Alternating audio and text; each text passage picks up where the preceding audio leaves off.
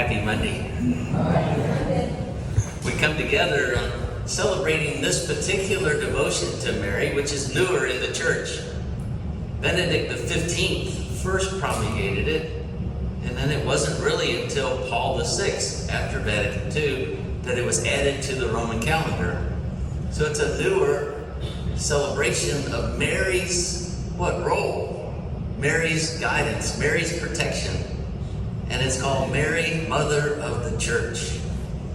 And because she was mother of Jesus, who is the church, that she's the mother of the church.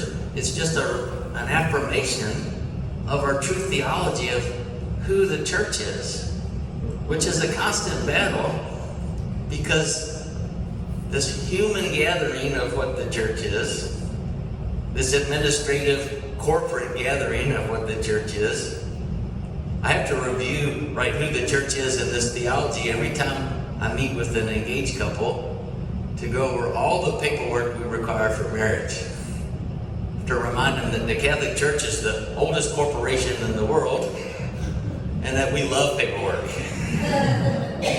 And yet, that practicality part is there, but the truth of where we're gathering in our heart and spirit and our mission of love is that, no, this is Jesus Christ. The church is Christ. That we're gathered together, and even though we need administrative laws and rules, that's not the center of who we are. And so this affirmation that Mary, because she was the mother of Christ, is also the mother of the church which is the people, and not just structures and places. So then, our human nature, how do we recognize this great spiritual truth? Well, we name things after people so that we're back in the structure of places. And because of my love of history, I've always loved the way our communities are named. And especially in the Diocese of Raleigh. Because we're a mission place, we're so new as a church, that it really was what we were able to be part of it. Meaning that the newer church in this last century has been more participation of the people.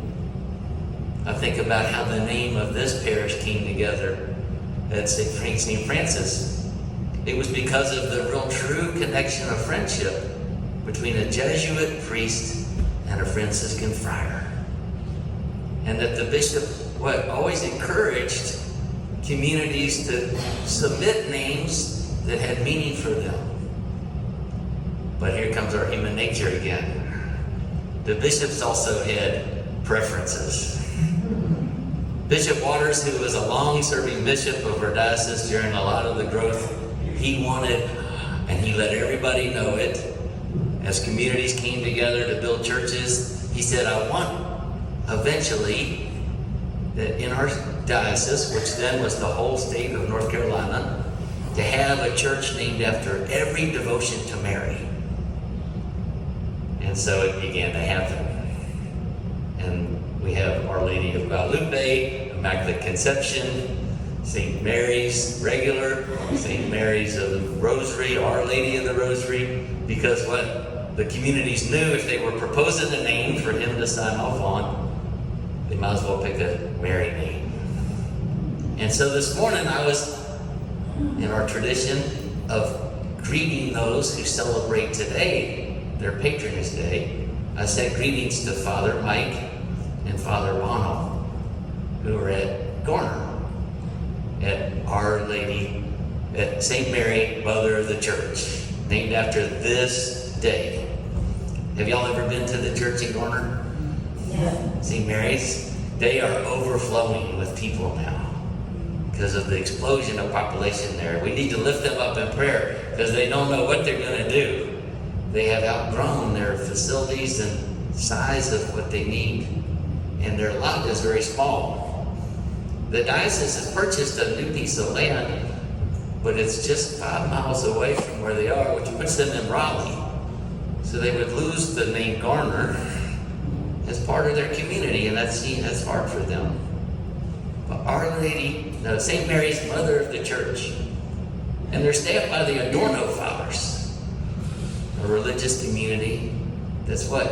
Always trying to simplify things, that the church is back to Christ and not anything fancy.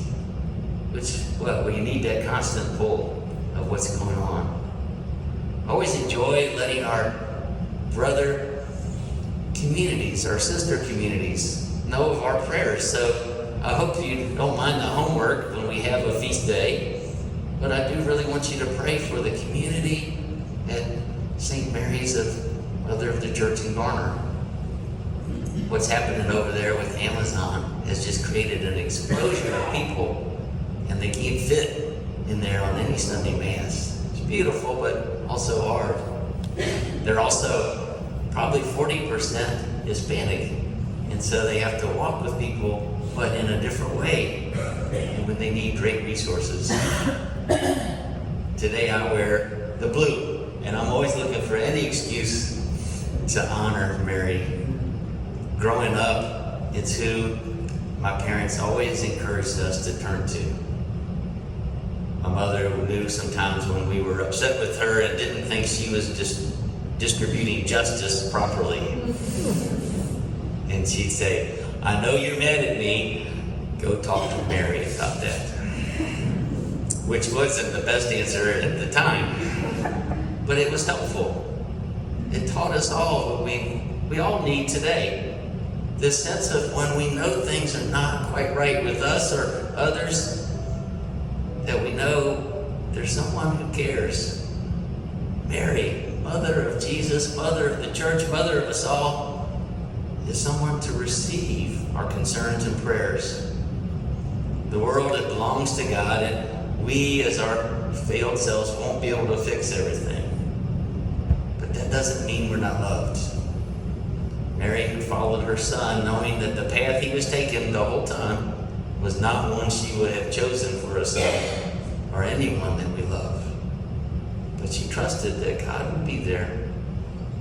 And she would. She found that to be true. Let us all persevere so that we find the truth in the love God has for us. And let us always be thankful for our ability as a people of faith to turn to Mary. Amen.